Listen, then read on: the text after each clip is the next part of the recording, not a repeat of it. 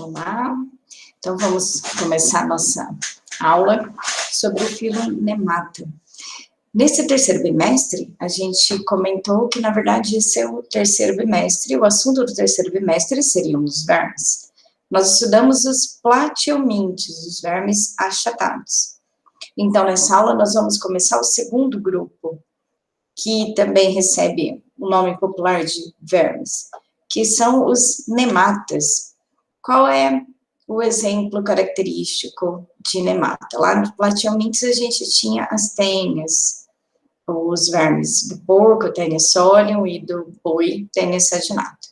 E a planária, de vida livre.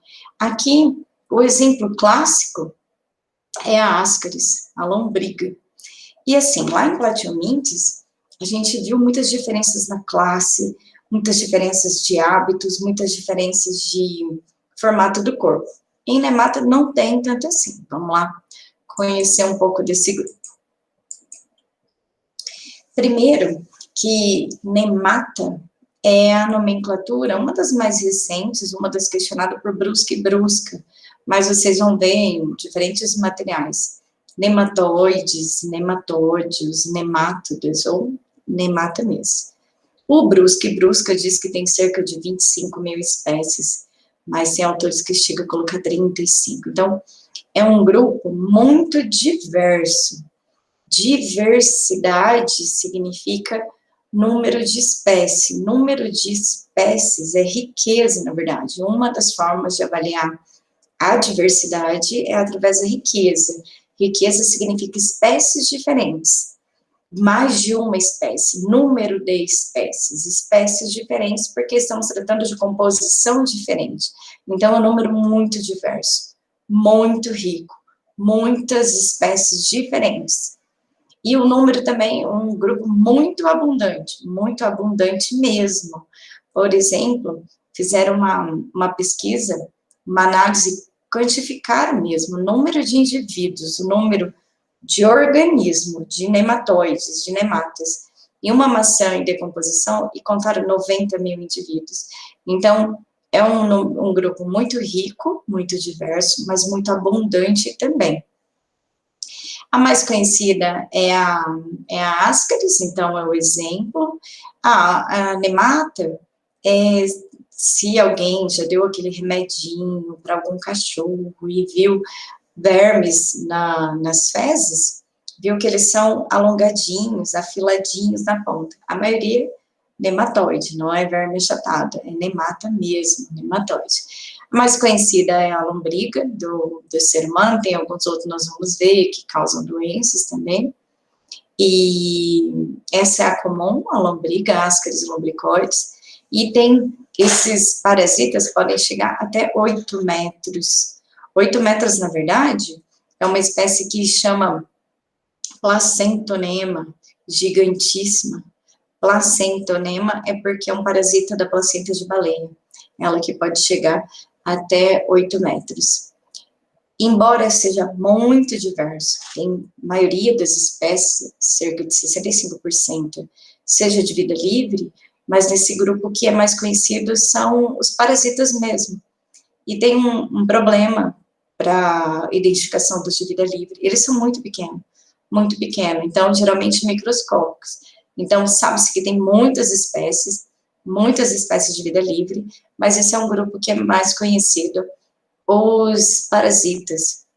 Tem espécimes exemplares, quando falo espécime é indivíduos, né, exemplares no ambiente marinho, na água doce e terrestre.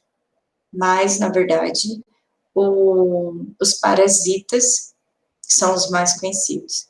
Um dos grupos mais abundantes, né, número de indivíduos, e aí o exemplo aqui da maçã, 90 mil indivíduos e uma maçã em decomposição. Essa daqui é a ascaris lombricoides, essa tem no vídeo que tá lá no sistema de vocês, ok? Aí onde encontra, então, né, de vida livre, e se eu quiser encontrar, igual eu falei, nas fezes lá do cachorro, mas na verdade, os nemata, eles têm muito interesse para a agricultura, muito interesse para para os estudantes de agronomia, porque eles causam muitos danos, e por isso existe rotação de cultura em lavoura, porque dependendo do vegetal que é plantado, libera alguma toxina, na verdade, alguma substância no ambiente que impede a reprodução desses nematóides. E essa rotação de cultura permite, então, que a próxima cultura, que seja sensível aos nematóides, que sobrevive. Depois faz outra cultura que libera substâncias que impede a produção, né, o crescimento de nematóide. Onde tem? Tem raiz de planta, tem semente, tem fruto. Então, nemata, a gente acaba estudando mais os parasitas e os de vida livre, e as características do grupo, a biologia do grupo, mas eles têm muito interesse para a agricultura. Aqui tem alguns exemplares. Aqui é a Ascaris lumbricoides, aqui no B. Esse C é um de vida livre, marinho, com o corpinho cheio de cerda. Aqui, em E está mostrando também de vida livre, a importância de cerdos, que facilita na locomoção. E eu coloquei uma imagem, esses descansos de cerveja. Tem tanta nemata, que fizeram um estudo, e tem uma espécie típica, um único táxon, que só sobrevive nos descansos de cerveja. Então, tem um nemata clássico desses, não sei que material é esse, se não é papelão, não sei, mas esses descansos de cerveja fica úmido, e ele permite a proliferação, e tem um táxon exclusivo desses descansos de cerveja. Então, um dos maiores grupos em número de espécies mesmo, né? No grupo imenso, vocês verão que são os insetos, e depois a gente vai ver a classificação, o filoartrópida, mas inseto tem demais. Dos nemata, 10% são parasitas de planta, 25% parasitas de animais, e cerca de 65% vida livre. Mas aqui eles são muito pequenos, e identifica-se porque diversos pesquisadores no mundo todo conhecem, mas, na verdade, aqui é muito falado por causa da agricultura, e aqui por causa dos animais mesmo, e esses são menos conhecidos. Universais, então, na ocupação de hábitats, porque tem no ambiente terrestre, pode ser parasita, no ambiente marinho e de água doce, então, por isso universais. E aí, com isso, eles são, por que eles existem em diferentes hábitats? Tem de vida livre, e aí uma das formas de dispersão são aves mesmo. Leva de um lugar para outro, e durante o ciclo de vida eles têm ovinhos de resistência, então fica encistado, as condições ficam melhores, e conforme eles são levados, não precisa ser nem na forma de alimentação, entrou ali na água, tomou um banho, ficou nas penas, passa para outro lugar, se tiver ovinhos, deposita, fica dispersa, nem deposita, dispersa ali, quando tiver condições, vai eclodir e passou a ocupar um novo hábitat. Características diagnósticas do grupo. Quando eu olho para um verme e eu sei que é um nemata. Primeiro, nemas, do grego, significa fio, porque a gente falou dos platiomintes. Mas e os anelídeos, e o grupo da minhoca? Nem todos os autores consideram os anelídeos como verme, mas alguns colocam no grupo.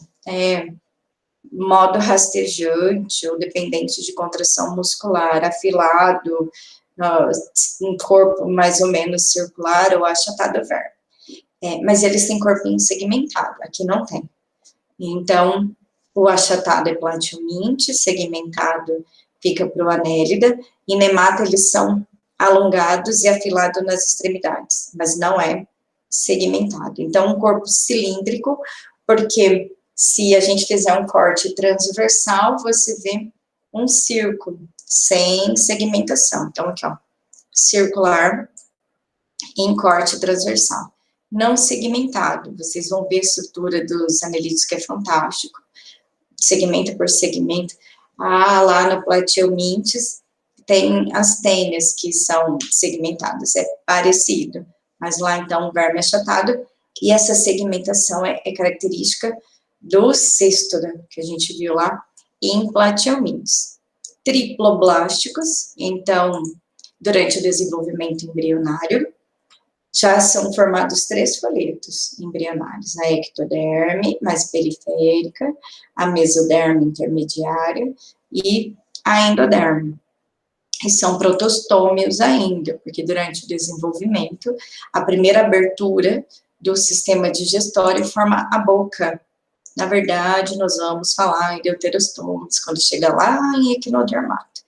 Todos nossos aqui, os menorzinhos, todos protostômios.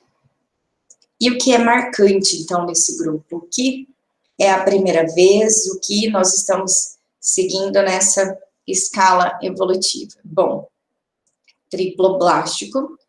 O corpo do platiuminte, quando fazia um corte transversal, ele era maciço, não tinha cavidade. Embora tivesse os 3 folhetos embrionários, mas a mesoderme era toda compacta, era maciça. Aqui começa a ter um espaço, uma cavidade onde aloja os órgãos, inclusive separa o sistema digestório. Mas essa cavidade, chamada de celoma, quando ela existe totalmente revestida pela mesoderme, não é assim que acontece nos nemata. Para ser um celoma verdadeiro, tem a ectoderme por fora, a endoderme internamente, e a mesoderme reveste toda essa camada, tanto em volta da endoderme, quanto em volta da ectoderme. Então, a cavidade, todos os órgãos estão preenchidos de todos os lados envolvidos pela mesoderme. Não é o que acontece aqui. Aqui, a cavidade que a gente tem do corpo, para o lado de fora é a mesoderme, mas para o lado de dentro dessa cavidade é a endoderme. Então, não é um celoma verdadeiro, por isso um pseudoceloma, um falso celoma, ou blastoceloma, porque durante o desenvolvimento essa abertura é chamada de blastocele. Então, nesse esqueminha que está aqui, está mostrando o intestino, essa parte, esse círculo central, ele está revestido pela endoderme, e a mesoderme está toda em volta, margeando, né, pro lado de dentro, a ectoderme. Então, se fosse um celoma verdadeiro, ao invés de estar só a endoderme aqui, também teria parte da mesoderme. Então, a cavidade inteira, tanto para fora quanto para dentro, estaria envolvida pela mesoderme. Dos próximos grupos, então, para frente, todos serão celomados. Plateumintes, acelomado, nemata, pseudocelomado. Depois para frente, todos celomados verdadeiros. Sistema digestório aqui é completo, porque lembra que lá no plateumintes tinha boca, mas não tinha ânus. Então, aqui, ó, um esqueminha da ascaris, então, aqui, ó, boca, cavidade bucal, faringe, tem o intestino aqui, ó, mostrando, e a abertura final é o ânus. Então, aqui, por que ponto marcante? Porque agora, na evolução desse grupo, já tem sistema digestório completo. Então, daqui para frente, tem as exceções? Os grupos têm, mas aqui para frente, uma vez apareceu essa característica evolutiva, todos os demais têm ela. Então, daqui para frente, todos os grupos têm representante com o sistema digestório completo. Nós vamos ver isso, sistema digestório, excreção na próxima aula, falando da biologia, mas aqui também, nesse grupo, também não tem sistema circulatório, não tem sistema respiratório, não muda tanto as características lá de plateumintes. O que chama atenção são parecidas, ó, porque aqui é pseudocelomado para nemata, era acelomado para plateumintes. O sistema digestório completo, lá era incompleto. Lá tinha a excreção para um sistema de protonefrite, aqui tem um sistema típico deles, que é a célula renete, uns tubos, em H, por causa da estrutura, vocês vão ver como fica no corpo. E apresenta aqui estruturas sensoriais, não sabe se exatamente no finalzinho do corpo, tem na próxima imagem. Tem, próximo do ânus, tem duas estruturas, duas glândulas, que tem poros, que libera secreção para o meio ambiente.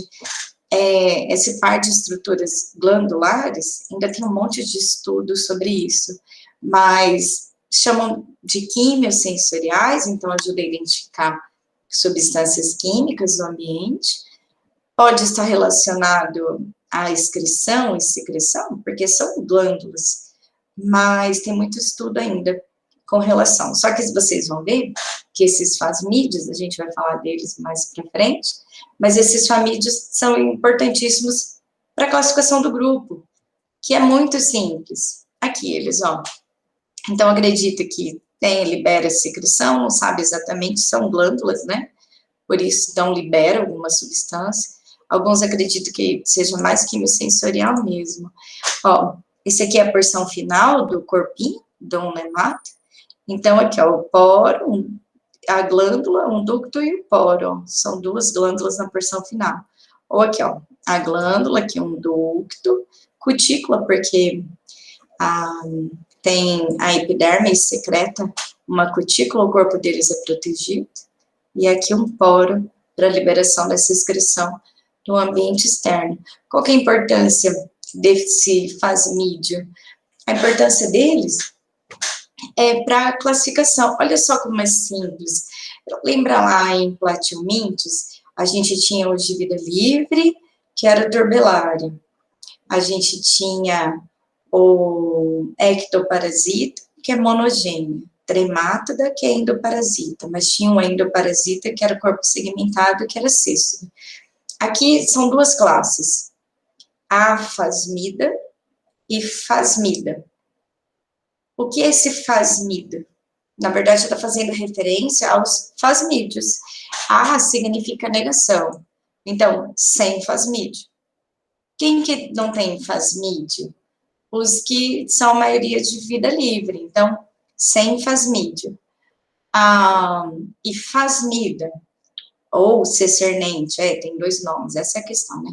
Afasmida ou adenofória, fasmídia ou cessernente. Fasmida significa com fasmídio. Por isso que não sabe exatamente a estrutura, a função dos fasmídios, mas eles são importantes nos parasitas. Por isso, acredito, libera secreção e seja quimiosensível, seja relacionado à identificação, a importância do parasita de identificação do local, de substâncias onde eles estejam. Então, assim, a fasmida, os de vida livre, quer dizer, não tem fasmídio. Fasmida, a maioria parasita, quer dizer, tem aqueles fasmídeos caudais. Então, se a maioria parasita, o exemplo clássico, o que causa as doenças, então, por exemplo, a Ascaris lumbricoides, que é a lombriga, é parasita, então é fasmida. Aqui tem dois exemplos, um de cada classe aqui, ó. Então, essa aqui é a trichinella é um afasmida, é um de vida livre. E aqui, o Enterobius vermicularis, que é um parasita que causa doença no humano, que é um fasmida. Consegue ver nítida diferença entre eles? Não, né, professora? Não é assim. Não tem exatamente. Então, nós vamos ver característica deles, normalmente, mas a morfologia em si não é tão diferente, não. Pode ser maior, igual a gente viu o parasita da placenta da baleia? Pode, mas olha o tamanho da baleia. Os de vida livre são muito pequenininhos? São, mas o corpo deles, a estrutura em si, não muda muito, não. Por isso aqui eu coloquei um exemplo de cada, mas o que se sabe, a presença ou não de fasmídeos, os parasitas, não possuem. Olha aqui a morfologia externa. Então, o corpo é afilado, né? Mas, por mais que pode ser mais dilatada a região anterior, pode aparentar uma cauda, mas eles não têm tanta diferença de corpo, não, né? Mas em geral, afilado nas extremidades, pode ter dilatação, pode ter um corpo um pouquinho mais espesso, menos espesso, mas não vai ser achatado, vai ser em corte transversal, vai ser cilíndrico, em alguma das extremidades, ou em ambas extremidades, vai ser afilada, e a maioria, simetria bilateral. Nós vamos ver a distribuição dos órgãos bonitinho por dentro deles. Isso aqui é característica de todos eles. O que é importante, principalmente aqui para os parasitas, ou para aqueles nematas que vivem em locais secos, que para evitar a desidratação do corpo, e então eles têm uma proteção. A epiderme deles, que é a última camada periférica, secreta ainda uma cutícula que é de secreção mesmo, tem colágeno, tem fibras, e excreções mesmo, como se fosse cera, por isso de cutícula, porque essas estruturas de secreções oleaginosas, ou parecendo cera mesmo, ficam, na verdade, impermeáveis, e aí eles não perdem líquido para o ambiente, se mantém hidratado. Então, é uma cutícula, todos eles têm, em especial esses que precisam, em especial os parasitas, ou aqueles que vivem em ambientes que são hostis, que são agressivos para o corpo. A cutícula é acelular, é de secreção mesmo, não é tecido, e ela é secretada pela epiderme. A epiderme é tecido, a epiderme é celular. Então, aqui tem epiderme, algumas camadas, a fibra de colágeno, camada homogênea de substâncias mesmo, de lipídio, de proteínas, e aqui geralmente é cera, uma epicutícula. E aí permite invasão mesmo, a invasão, a persistência, a prevalência mesmo em ambientes mais agressivos. Solo seco, trato digestório. Porque esse corpo fica menos permeável, então fica mais protegido e não perde água, fica mais hidratado. E como se locomove? Abaixo da epiderme tem o segundo tecido, também, lembra o mesênquimo, o mesoderme, e ele, na verdade, é todo formado por músculos, ó, músculos estriados longitudinais. Então, se aqui dá o corpo do nemata, se a gente cortar, na verdade, nós estamos cortando na transversal fibras longitudinais do corpo. Então, esse é o corte que está aparecendo aqui, ó. Então, aqui tem tubo nervoso, dorsal e ventral, nós vamos ver que segue o padrão lá dos platiomintes, mas aqui, ó, tem várias células cortadas na transversais. Então, elas viriam aqui, ó, para frente dessa imagem e para trás da imagem. Então, nós cortamos na transversal, ela continuaria no sentido do corpo. Então, organizados em 4 quadrantes, porque, ó, aqui, ó, de um lado são esses sinais, essas linhas tracejadas em azul aqui. Então, tem 1 quadrante, 2 quadrantes, 3, 4 quadrantes, na verdade. E aí, como são células organizadas no tecido muscular, ele tem movimento. Então, a contração e a distensão desse músculo permite a ondulação do corpo e direciona para um lado, para o outro, né? Para frente e para trás. Aqui está mostrando, então, como tem os 4 quadrantes, e aí tem os cordões nervosos, ventral, dorsal e o lateral, o que comanda a contração e a distensão desses músculos é a ligação com esses nervos, então, em estímulos mesmo, como em nós, lógico que de uma maneira mais simples. Então, essa extensão, ó, de cada uma dessas células, na verdade, dessas fibras musculares, elas estão ligadas aos cordões nervosos. Essas extensões do músculo, que está ligado nos cordões nervosos, são chamadas de processos mioplasmáticos. Então, eles são controlados mesmo. Por isso, o animal vira de um lado, vira para o outro. Aqui, então, é a nossa aula de introdução, porque depois, ao vivo, nós vamos discutir sobre as características da biologia dos nematos, ok? Muito obrigada pela compreensão, pela atenção de vocês. Vejo vocês, então, na nossa próxima videoaula.